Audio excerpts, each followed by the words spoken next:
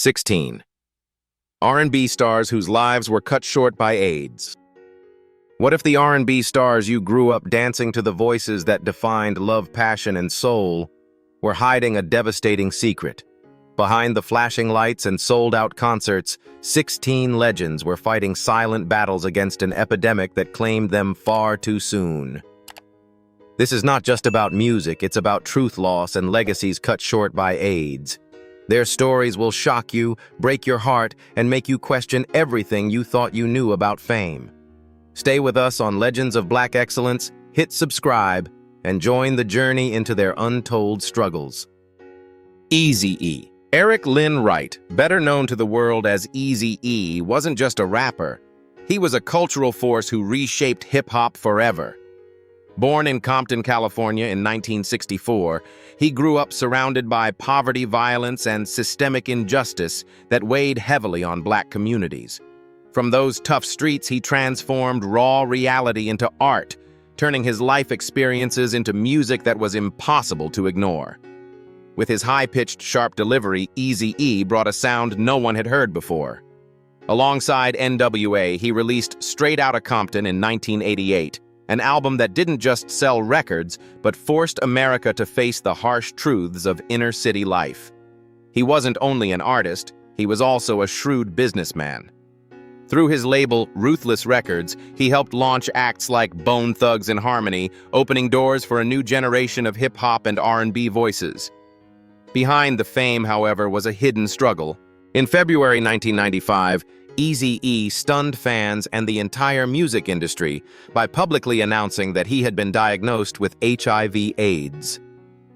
The revelation shocked the hip-hop world, a community that rarely spoke about the epidemic. Only weeks later, on March 26th, he passed away at just 30 years old. His sudden death sent shockwaves through music and culture, becoming one of the most defining moments in the conversation around HIV/AIDS. His passing was more than a personal tragedy, it was a wake-up call. Eazy-E's announcement broke down walls of silence, showing that AIDS did not discriminate, and that even the most powerful figures in music could be affected. His legacy, therefore, is not only built on groundbreaking music, but also on the awareness he brought to a crisis often ignored or stigmatized in mainstream media. More than 2 decades later, his voice is still unmistakable. Tracks like Boys in the Hood and Real Motherfucking G's remain cultural milestones studied and celebrated as cornerstones of gangsta rap. His influence echoes in the work of countless artists who followed, many of whom credit him for paving the way. Though his life ended far too soon, Eazy-E is remembered as the godfather of gangsta rap.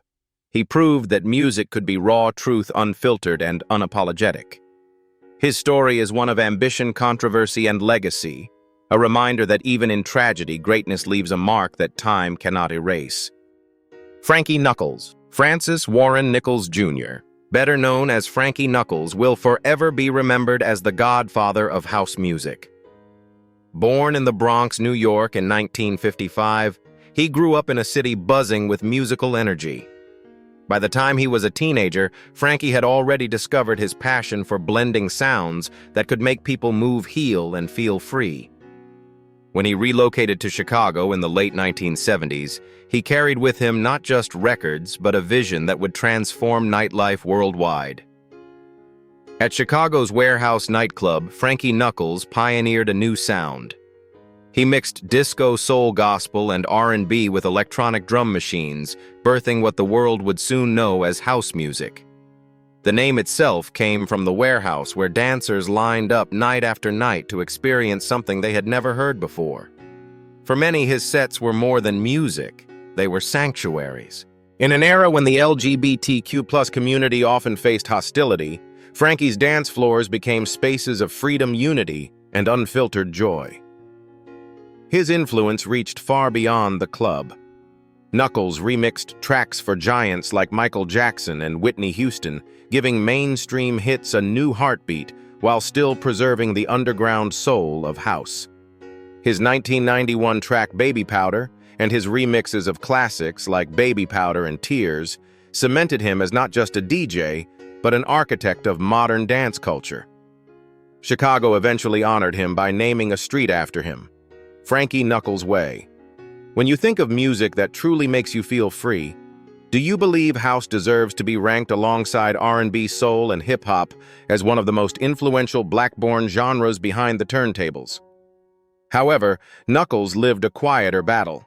He was diagnosed with HIV, and over time, complications including diabetes took a heavy toll on his health. On March 31, 2014, he passed away at the age of 59, leaving behind a grieving global community that understood just how much he had given. His death wasn't just a loss to music, it was the silencing of a pioneer who gave the world a language of rhythm, liberation, and belonging. Still, Frankie Knuckles' spirit refuses to fade. Every time a DJ drops a deep house track, every time a dance floor erupts in collective euphoria, his fingerprints are there. He didn't just create a genre, he created a movement, one that still thrives across continents, cultures, and generations. Frankie Knuckles showed the world that music could be more than entertainment. It could be healing, it could be protest, it could be home. His story is proof that though a life may end, a legacy can keep beating louder than ever. Sylvester James Jr. Sylvester James Jr., known to the world simply as Sylvester, wasn't just a singer, he was a force of nature. Born in Los Angeles in 1947, he grew up immersed in church music, but even as a child it was clear that he was destined to stand apart. His love for gospel eventually collided with the freedom of disco and soul, giving birth to a performer unlike anything the world had ever seen. With his glittering outfits, commanding falsetto, and unapologetic confidence, Sylvester electrified every stage he touched. By the late 1970s, he had become a household name thanks to anthems like Dance Disco Heat and the iconic You Make Me Feel Mighty Real. These tracks weren't just club hits. They were cultural milestones uniting people across race, sexuality, and background on the dance floor. At a time when the music industry rarely embraced LGBTQ+ identities, Sylvester proudly stood tall as an openly gay black man. For countless fans, he represented more than entertainment. He was hope, visibility, and liberation. His collaborations with producer Patrick Cowley pushed disco into uncharted territory. Cowley's futuristic synthesizers merged seamlessly with Sylvester's soaring vocals, creating a sound that still feels timeless decades later. From New York to San Francisco, from underground clubs to mainstream charts, his voice became synonymous with joy and defiance. He wasn't just performing music, he was rewriting what it meant to be free in a world filled with barriers. Tragically, his bold journey was cut short. In 1988, Sylvester passed away from AIDS-related complications at the age of 41. He became one of the first prominent stars in American music to lose his life to the epidemic. His death forced the entertainment world to confront a crisis many preferred to ignore. Even in his final years, Sylvester made sure his legacy would endure. He designated that the royalties from his music continued to support San Francisco AIDS charities, turning his art into an everlasting lifeline for others. Yet Sylvester's story doesn't end in tragedy. His spirit still lives on every time You Make Me Feel Mighty Real blasts through speakers at Pride celebrations or when a DJ drops one of his tracks to ignite a dance floor. He showed the world that authenticity, no matter the cost, can change lives. More than a singer, Sylvester was a trailblazer who taught us that to be mighty real is to live without fear. Sylvester James Jr. may be gone, but his voice, his courage, and his joy remain eternal. His legacy is a reminder that true artistry is not measured only by sound, but by the power to free others through it. David Cole. David Byron Cole, born in 1962 in Illinois, wasn't just another name in the credits. He was the creative heartbeat behind some of the biggest dance and R&B anthems of the early 1990s. A gifted keyboardist, songwriter, and producer, Cole's genius shined brightest as one half of the powerhouse duo C+C Music Factory alongside Robert Clivillés.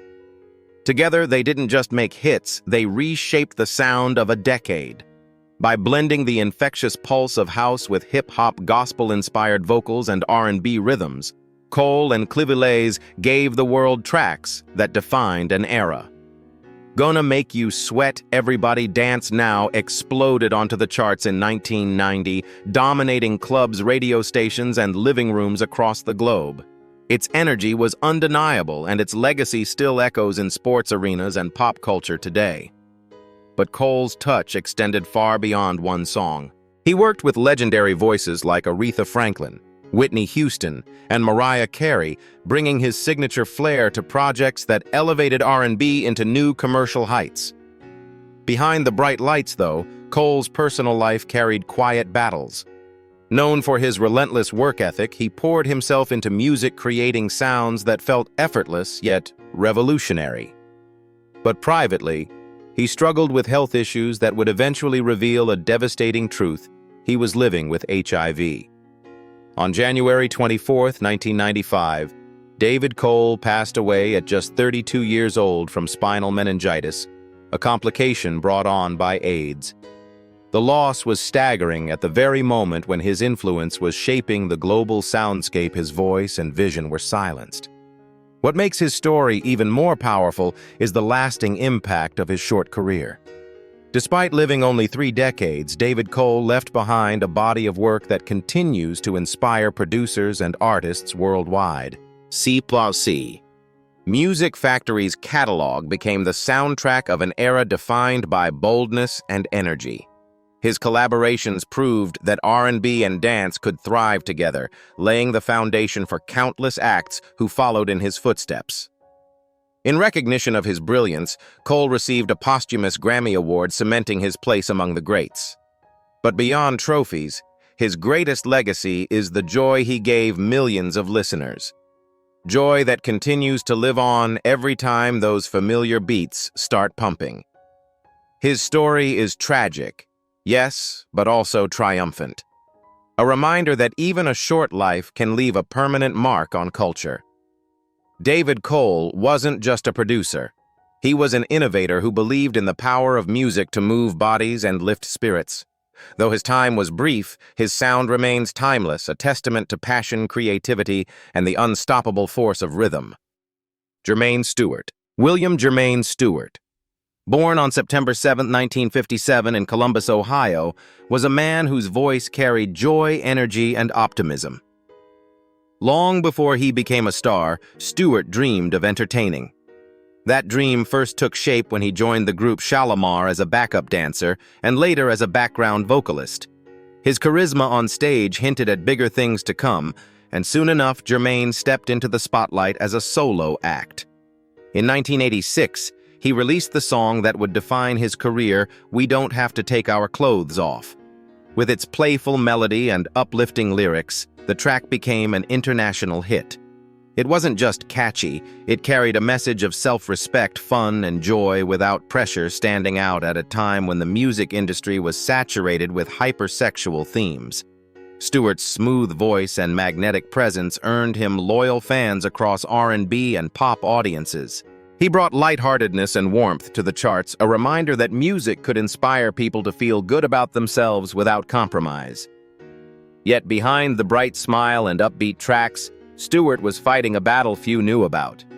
Diagnosed with AIDS in the early 1990s, he kept his illness private, continuing to perform and record for as long as his health allowed. By the mid-decade, complications grew harder to hide, and on March 17, 1997, Jermaine Stewart passed away at just 39 years old from liver cancer linked to AIDS. His death came as a painful shock, a reminder that the epidemic was still cutting down talented lives in their prime. Stewart's passing left a void, but his music endures. That single track in particular has lived far beyond its original release. Covered by later artists and still played across radio stations and playlists, it continues to bring joy to new generations. More importantly, it serves as a time capsule of the 1980s, a moment when pop, R&B, and positivity collided to create something unforgettable. What makes Jermaine's story so poignant is not only how he lived, but also how he handled his illness with quiet dignity. Unlike some stars whose struggles became public spectacles, Stewart chose to fight his battle away from the spotlight. Yet even in silence, his courage resonates. He reminds us that behind every famous face, there may be challenges we cannot see. Jermaine Stewart may have left this world too soon, but his legacy remains alive every time someone sings along to his biggest hit. His voice, his energy, and his smile are forever etched into the fabric of R&B history. More than just a pop star, he was a messenger of joy, and that is how the world continues to remember him. Patrick Cowley. Patrick Joseph Cowley, born on October 19, 1950 in Buffalo, New York, was a visionary whose music stretched beyond the limits of his time. While many producers in the late 1970s were still tethered to traditional instruments, Cowley looked to the future, exploring the power of synthesizers, sequencers, and drum machines. He didn't just play music, he engineered soundscapes that felt like they were transported from another world. After moving to San Francisco in the early 70s, Cowley immersed himself in the city's vibrant underground club scene. There, he found his artistic home and began collaborating with artists who were also pushing boundaries. His partnership with Sylvester, the flamboyant disco and soul icon, proved groundbreaking. Together, they created timeless anthems like You Make Me Feel Mighty Real and dance disco heat songs that not only lit up dance floors but also became symbols of freedom and self-expression for LGBTQ+ communities. Cowley's futuristic production paired with Sylvester's soaring vocals redefined what disco could be. In 1981, Cowley released his solo album, Megatron Man. It was daring, pulsating, and unlike anything else on the market. With its layered synths and robotic rhythms, the album showcased his ability to turn electronic experimentation into something deeply emotional and undeniably danceable. Critics and fans alike began to see him not just as a producer, but as a pioneer at the cutting edge of electronic music. His influence would later ripple into house techno and modern electronic dance genres. Tragically, Cowley's rise was cut short. In 1982, at the age of just 32, he died from complications related to AIDS, becoming one of the first well-known musicians to be lost to the epidemic. At the time, the world barely understood the disease, and his death shocked the artistic community. His passing wasn't only the loss of a brilliant musician, it was the silencing of a man who had only begun to explore his potential. In the years since Cowley's work has been rediscovered and celebrated, posthumous releases of his unreleased tracks such as School Days and Muscle Up revealed even more of his genius, showing just how far ahead of his time he truly was. DJs, producers, and electronic musicians across the globe continue to draw inspiration from his trailblazing vision. Patrick Cowley's story is a bittersweet one, an artist whose life was far too short yet, whose contributions remain enormous. He dared to imagine a future for music that others couldn't yet hear. And though he left this world early, every synth-heavy beat that makes bodies move in clubs today carries an echo of his innovation. Patrick Cowley may have died young, but his sound remains eternal. Willie Ninja. Willie Ninja, born William Roscoe Leake in 1961 in Queens, New York, wasn't just a dancer, he was a revolution in motion. Known worldwide as the godfather of voguing, Willie transformed an underground art form into a cultural movement that changed the way the world looked at dance, fashion, and performance. His movements were sharp, elegant, and precise, inspired by everything from martial arts to high-fashion runway models. On the ballroom floor, he was untouchable, blending grace with power in ways that left audiences in awe. Willie rose to prominence in the 1980s within New York's underground ballroom scene, a safe haven where LGBTQ+ people of color expressed themselves boldly through dance style and competition.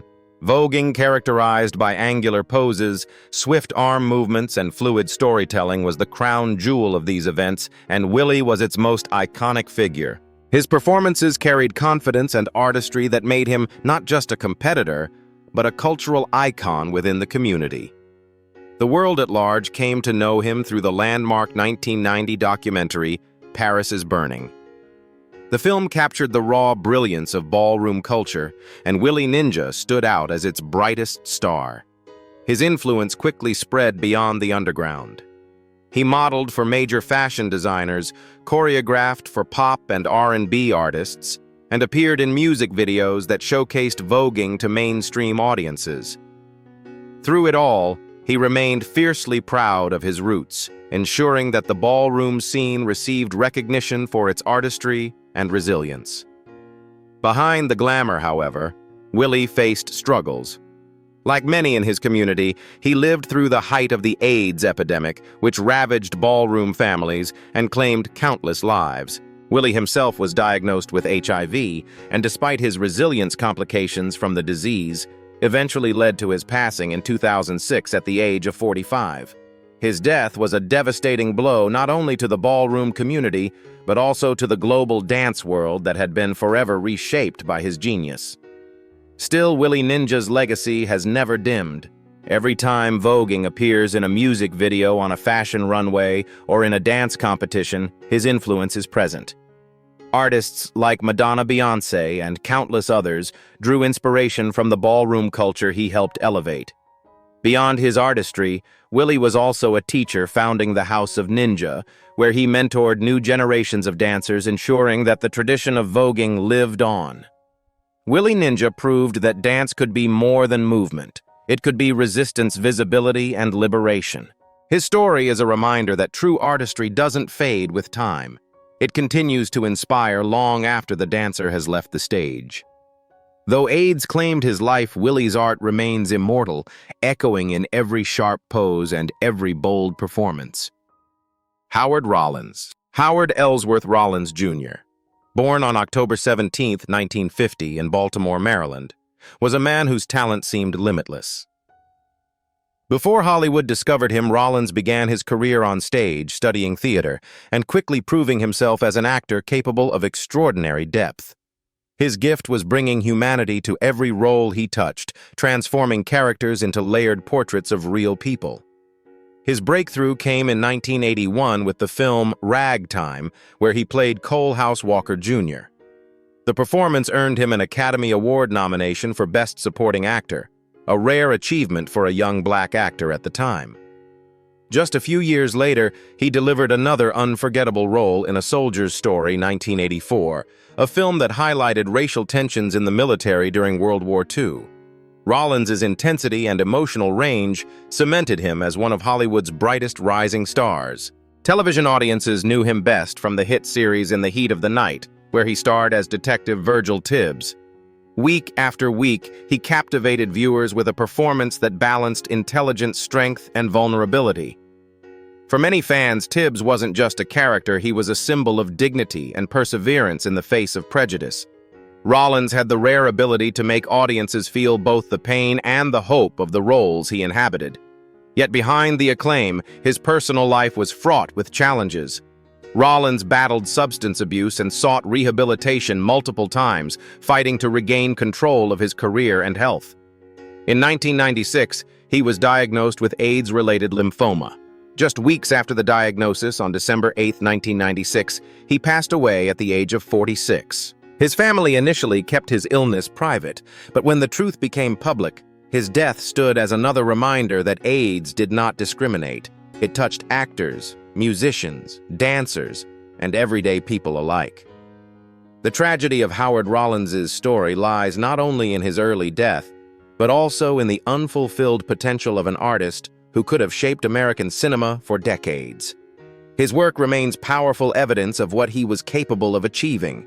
Performances like Coalhouse Walker Jr. continue to be studied for their emotional depth and cultural significance, and In the Heat of the Night still resonates with viewers who appreciate the humanity he brought to the role of Virgil Tibbs.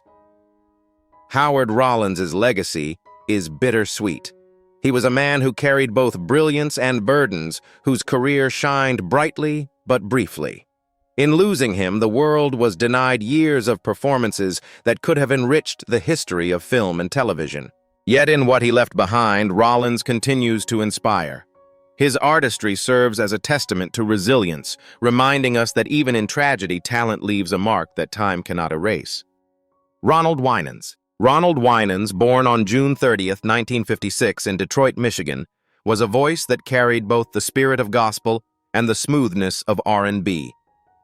As a member of the legendary Winans family, Ronald helped redefine gospel music for a new generation, blending traditional church harmonies with contemporary sounds that could stand alongside mainstream R&B on radio and stage. His warm baritone and heartfelt delivery made him an essential part of a dynasty that included his brothers, Marvin Carvine and Michael. Together, the Winans became one of the most influential gospel groups of the 1980s and 1990s. The Winans weren't just a family, they were a movement.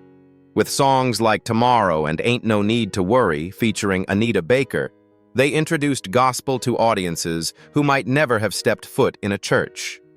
Their music carried hope and inspiration while still embracing modern rhythms that resonated with younger listeners. Ronald's contribution was critical. His voice often anchored the harmonies, giving depth and richness to the group's sound. Fans admired not just his vocal talent, but also his humility and devotion, which radiated in every performance. Outside of the group, Ronald participated in projects that showcased his versatility, including solo efforts and collaborations. His ability to cross the line between gospel and R&B without compromising faith made him a bridge between sacred and secular worlds.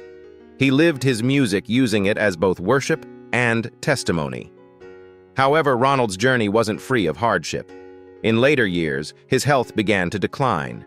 Reports surfaced of complications linked to HIV/AIDS, a revelation that shocked fans who never associated gospel's shining voices with the epidemic.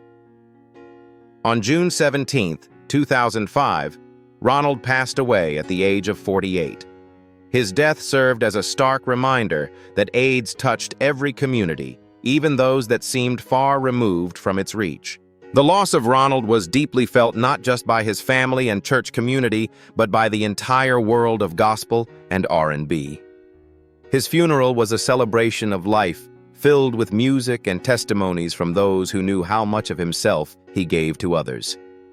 For many, Ronald represented the heart of the Winans family, steady, soulful, and unwavering in his faith. His legacy continues to live on in the timeless recordings of the Winans, which still inspire listeners across generations. Choirs, gospel groups, and soloists continue to cover their songs, keeping the spirit alive. And whenever those harmonies rise in unison, Ronald's voice can still be felt, steady, deep, and filled with faith. Ronald Winans may have left this world too soon, but his music endures as both praise and memory. He reminds us that even in tragedy, faith and song can leave a lasting mark that transcends time. Arthur Russell. Arthur Russell was never content to stay inside a box. Born on May 21, 1951 in Oskaloosa, Iowa, he grew up with a cello in his hands and a restless curiosity in his heart. That curiosity eventually led him to New York City in the early 1970s, where he immersed himself in the downtown avant-garde scene. Surrounded by artists, poets, and experimental musicians, Russell stood out as someone who could blur boundaries, combining the intimacy of folk, the pulse of disco, the emotion of R&B, and the daring structures of minimalism. His music was unlike anyone else's. Tracks like Is It All Over My Face and Go Bang carried the energy of the dance floor, while his more intimate recordings, such as World of Echo, revealed a tender vulnerability.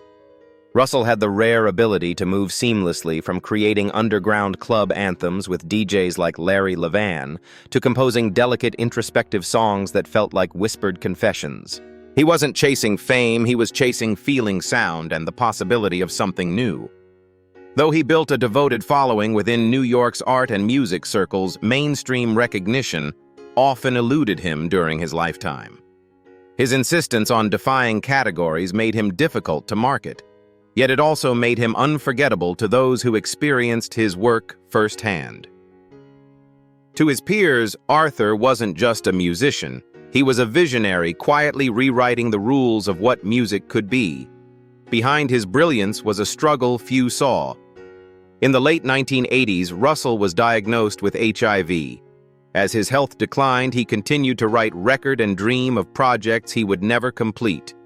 On April 4, 1992, he passed away at just 40 years old, leaving behind a treasure trove of unfinished recordings. His death marked another painful loss during the AIDS crisis, one that robbed the world of an artist still on the brink of discovery. In the years following his passing, Arthur Russell's reputation grew dramatically. Posthumous releases of his archives revealed the scope of his genius to a wider audience. Critics and musicians alike hailed him as a pioneer, with artists from multiple genres citing him as an influence. His ability to merge vulnerability with innovation has made him an enduring cult figure, one whose legacy grows stronger with each new generation of listeners. Arthur Russell's story is bittersweet. He left us too soon, but his music remains timeless, still surprising, still comforting, still revolutionary. He was a dreamer who believed in the power of sound to express the inexpressible, and in that pursuit he gave us gifts that continue to resonate. His legacy proves that even the most unconventional voices can echo across decades, inspiring others to break boundaries and create fearlessly. Kenny Greene. Kenny Greene, born on February 17, 1969, was a rare talent whose voice carried both strength and tenderness. As the lead singer and chief songwriter of the R&B group Intro Green, helped define the early 1990s sound of new jack swing and contemporary soul. With smooth melodies and heartfelt lyrics, Intro carved a special place in music history, and Kenny was the unmistakable heartbeat of it all. The group first gained attention with their debut self-titled album in 1993, which included standout tracks like Come Inside, Let Me Be the One, and their cover of Stevie Wonder's Ribbon in the Sky. Green's vocals brought a richness that resonated deeply with fans. His ability to blend vulnerability with passion gave Intro's songs an emotional weight that set them apart. For many listeners, Kenny wasn't just singing, he was speaking their truth. Beyond his role in Intro Green proved himself as a gifted songwriter. He penned hits for other artists including Mary J. Blige, 98 Degrees, and Will Smith. His songwriting displayed the same emotional honesty that marked his performances, making him a respected figure both on and off the stage. Green's versatility showed that he wasn't confined to just one lane in R&B. He was a true craftsman who could create hits for himself and for others. But behind the music, Kenny carried a private struggle. In the late 1990s, he revealed publicly that he was HIV positive, a brave move at a time when very few R&B stars spoke openly about the disease. His admission shed light on a crisis that was still shrouded in stigma, especially within the Black music community. It was a moment of vulnerability that turned him into more than a performer. He became a voice for awareness and honesty. On October 1, 2001, Kenny Greene passed away from complications related to AIDS at just 32 years old. His death was not only a personal loss to his loved ones and fans, but also a cultural one. Another bright young star silenced by a disease that took too many before their time. For fans who had connected so deeply to his music, the news was devastating. Yet Green's legacy continues to live on. Intro's music still resonates with those who grew up in the 90s, and new listeners continue to discover his voice through timeless tracks. His songwriting contributions remain part of the larger fabric of R&B and pop, proof that his influence reached further than many realized. Kenny Green's story is one of both triumph and tragedy. He broke barriers with his honesty, left behind songs that still move hearts, and reminded the world of the power of authenticity in art. Though his time was short, his music ensures he will never be forgotten. Joe Bataan. Bruce Wayne. Campbell, better known by his stage name Job Ryath, was one of the most daring and misunderstood artists of the 1970s. Born on December 14, 1946 in King of Prussia, Pennsylvania, he grew up with an immense love for music and theater. Early in his career, Campbell trained as a pianist and actor before diving into the world of rock. When he reinvented himself as Job Ryath, he fused glam rock flamboyance with soulful vocals, producing a sound and image that were light years ahead of their time.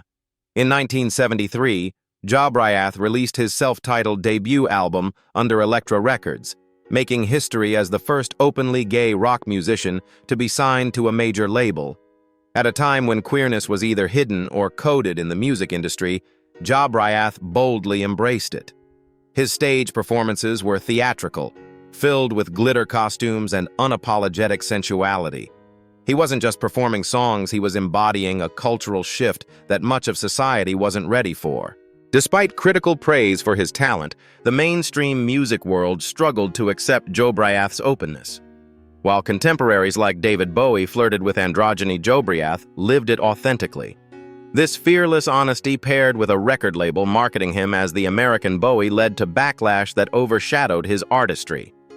Commercial success eluded him, and by the mid-1970s his career had largely faded.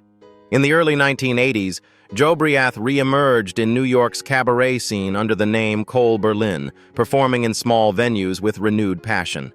But behind the music he faced a devastating health battle.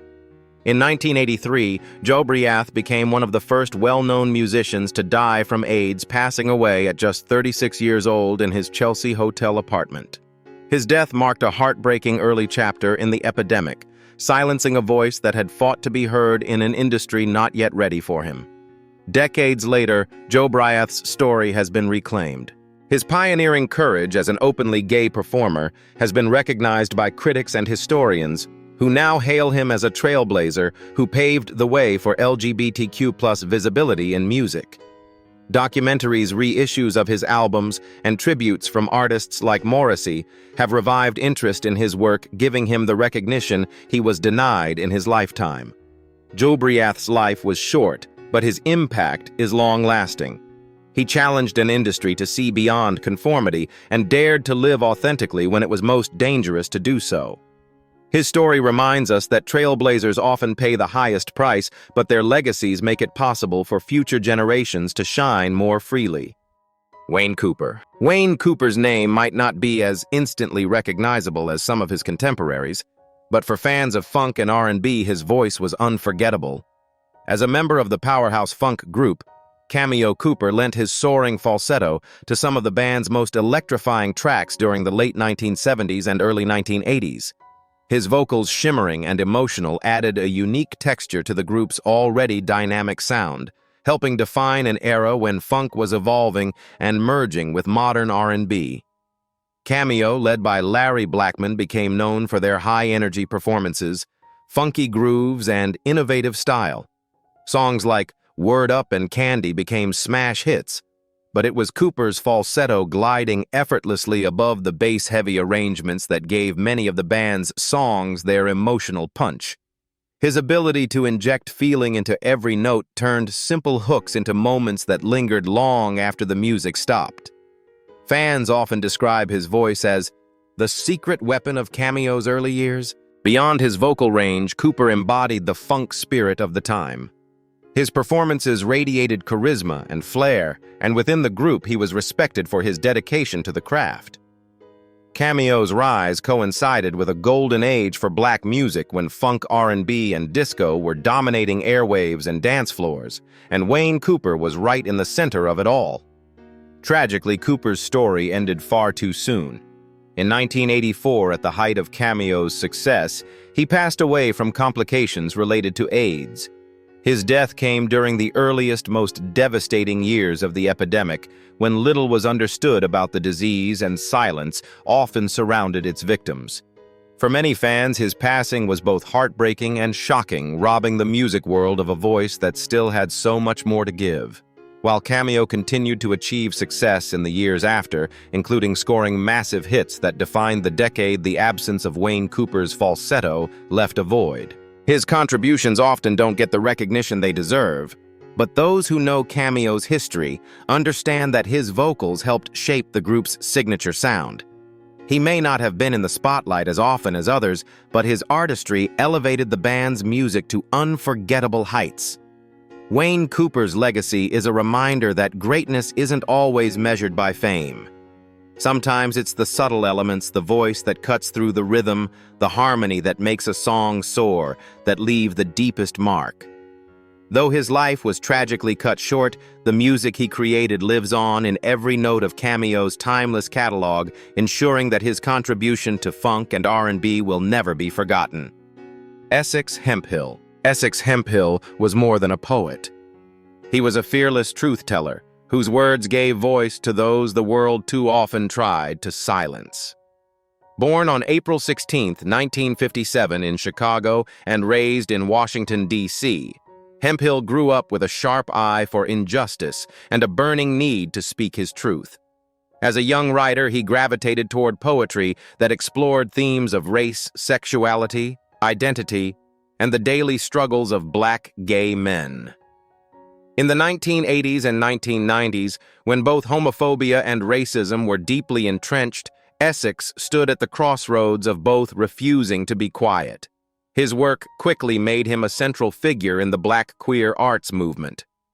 Hemphill's poems were raw, unapologetic, and politically charged, addressing everything from love and intimacy to the crushing weight of stigma. Collections like Conditions 1986 and Ceremonies 1992 earned him national recognition. His poetry was not only literary but also performative. He delivered his words with conviction, captivating audiences in clubs, community centers, and art spaces. Hemphill's influence extended into film. He contributed to landmark documentaries like Tongues Untied 1989 and Looking for Langston 1989, both of which celebrated Black queer identity while challenging cultural stereotypes. His involvement brought his words to life in ways that reached far beyond the page, making him one of the most visible Black gay voices of his era. Do you think poetry and art are some of the most powerful tools we have to fight silence and stigma in society? In 1994, Essex revealed in his poem Vital Signs that he was battling HIV. The admission was as courageous as it was heartbreaking, placing him among the many artists confronting the epidemic, both personally and publicly. On November 4, 1995, Hemphill passed away from AIDS-related complications at just 38 years old. His death was a devastating blow to a community that had looked to him for strength, visibility, and truth. Yet his legacy has only grown stronger with time. Scholars, artists, and activists continue to draw on his work as a foundation for understanding the intersections of race, sexuality, and health. His poetry has been included in anthologies and academic studies, ensuring that his voice continues to reach new audiences. For younger generations of queer writers of color, Hemphill remains a guiding light showing that art can be both beautiful and revolutionary. Essex. Hemphill's story is not one of tragedy alone. It is also a story of resistance, visibility, and love. Through his words, he proved that even in a world determined to erase marginalized voices, poetry could stand as both witness and weapon. Though his life was cut short by AIDS, his message endures to live authentically, speak boldly, and never be erased. Julius Eastman. Julius Eastman was one of the most daring and uncompromising composers of the 20th century. Born on October 27, 1940 in Ithaca, New York, he was a prodigy from an early age, mastering piano and voice with a passion that set him apart. After studying at the Curtis Institute of Music in Philadelphia, he stepped into a world where classical music was still dominated by rigid rules and narrow expectations. Eastman had no interest in conforming. He fused minimalism with gospel R&B and raw improvisation, creating a sound that was as spiritual as it was radical. By the 1970s, Eastman had become a bold voice in the avant-garde music scene in New York City. His compositions carried titles that were intentionally provocative, forcing audiences to confront race, sexuality, and power. Works like Evil Anna and Gay Gorilla demanded attention unapologetically, asserting both his identity as a Black gay man and his place within a musical landscape that often excluded him. He didn't just compose, he performed with visceral intensity, often using his voice to push beyond traditional boundaries of music and art. Though he collaborated with icons like Meredith Monk and worked within ensembles led by Pierre Boulez and others, Eastman remained on the margins of mainstream recognition. His refusal to soften his art for acceptance meant that while he gained a loyal following in experimental circles, he never achieved the financial stability or fame his talent deserved. In the 1980s, his life grew increasingly difficult. He faced poverty, homelessness, and declining health. Amid these struggles, HIV/AIDS became yet another devastating battle. In 1990, at just 49 years old, Julius Eastman died from AIDS-related complications in Buffalo, New York. His death went largely unreported at the time, a tragic reflection of how both the epidemic and society overlooked black gay men who lived at the margins. But history has not forgotten him. In the decades since, Eastman's music has been rediscovered and celebrated. Archival recordings and performances of his works have brought his bold genius back into the spotlight, sparking a renaissance of interest in his compositions. Musicians and scholars now hail him as a pioneer who pushed minimalism into uncharted territory, infusing it with soul defiance and deep humanity. His pieces, once ignored, are now performed on major stages around the world. Julius Eastman's story is one of brilliance and resilience, but also of injustice and loss. He showed what happens when an artist refuses to compromise, no matter the cost. Though AIDS silenced his voice far too soon, his music continues to speak with clarity and power. Eastman remains a reminder that true art often takes time to be understood, and when it is finally recognized, its impact can be eternal. Tony Washington. Tony Washington's life was a story of transformation from the roar of the football stadium to the soul of the gospel stage. Unlike many singers who spent their lives pursuing music from childhood, Washington first gained recognition as an NFL player. The discipline, resilience, and drive that fueled his athletic career would later find new expression through music. When he transitioned from sports to singing, he brought with him a unique intensity that set him apart from others in the gospel and R&B world. By the 1980s and 1990s, Washington had begun carving out his space as a performer. His voice carried both power and warmth, capable of lifting spirits with gospel-infused messages of hope, while also gliding across the smooth grooves of contemporary R&B. Audiences often described his performances as electrifying, filled with sincerity and conviction. Washington sang as though every note was a testimony, every lyric a reflection of his faith and determination. For listeners, his story of reinvention was an inspiration, proof that it was never too late to pursue a calling. His songs often blended sacred and secular influences, resonating with audiences who found comfort in his uplifting themes. He embodied the best of both worlds, an athlete's strength paired with an artist's vulnerability. This duality gave his work a richness that made him stand out during a time when gospel and R&B were crossing into mainstream attention.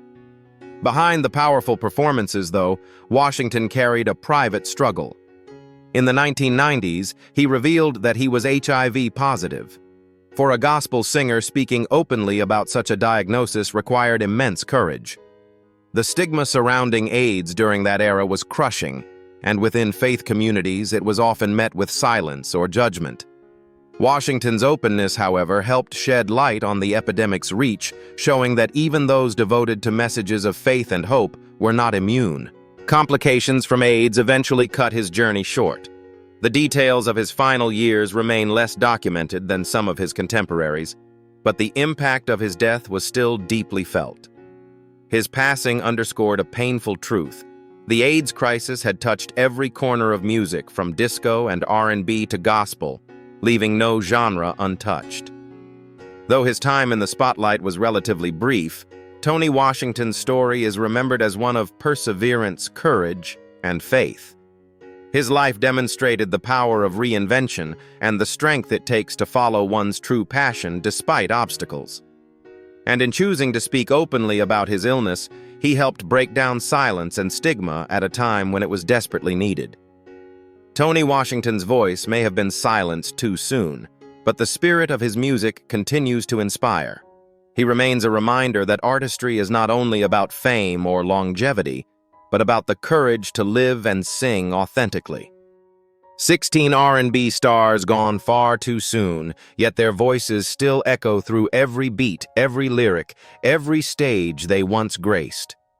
Their battles with AIDS revealed not just tragedy, but the strength of artists who gave everything to their craft. Some were celebrated, others overlooked, but all left marks that time cannot erase.